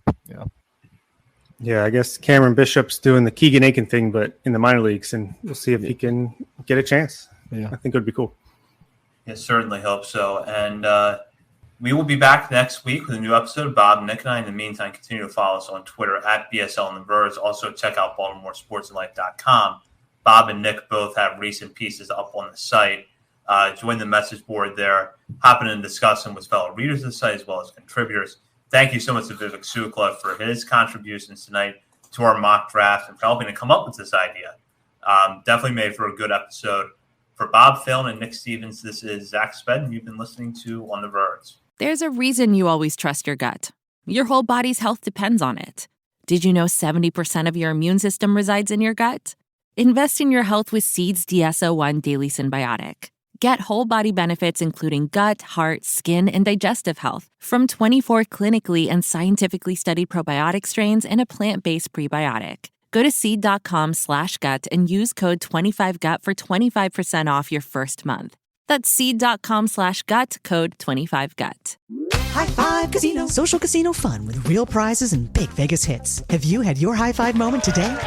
Hey there, I'm Bob. Before High Five Casino, my high fives were more like low threes. But after my high five moment, boom, high fives all around. That's the spirit. High Five Casino is turning every moment into a high five moment. Visit h5c.fun. That's h5c.fun and start spinning and winning today. High Five Casino. High Five Casino is a social casino. No purchase necessary. Void where prohibited. Play responsibly. Terms and conditions apply. See website for details. Walmart's Black and Unlimited platform is making it easier than ever to support Black-owned brands. When you go to walmart.com/Black and Unlimited, you'll not only get to shop products from Black-owned brands, but also learn about founders like Janelle Stevens of Camille Rose, which specializes in products for naturally curly hair. And there are many more awesome products that you have yet to discover. It's all easy to find with Walmart's Black and Unlimited platform. Join in on celebrating Black brands today and every day at Walmart. We are Black and Unlimited. Visit walmart.com/Black and Unlimited to discover more. That's walmart.com/Black and Unlimited. Today, we discuss Miro. Listen, when it comes to running client workshops, the dream, of course, is to get those creative juices flowing, right? But typically what ends up happening is thousands of hours get wasted because of poorly facilitated meetings. So I have Maya with me today. She's a consultant who runs Fortune 100 workshops, from leadership training to team building, and she has the insider tip on what makes things work. Maya? Thank you, Jason. I've been doing this a long time. My number one tip is to bring everyone into that visual collaboration platform. So personally, I use Miro, and it's completely changed how I interact with the room. You have to give people a way to feel like they're in the room even when they're not. That's something you can do easily in Miro. Otherwise, they've seen the same slides and format 1,000 times. Falling asleep, eyes glazing over, yawns, all that. Exactly. When people follow me on the Miro board, everyone is literally going on a journey with me. We're adding thoughts, we're reacting, and we're voting for the best ideas. It's great. Connective magic. I like it. That's MIRO.com.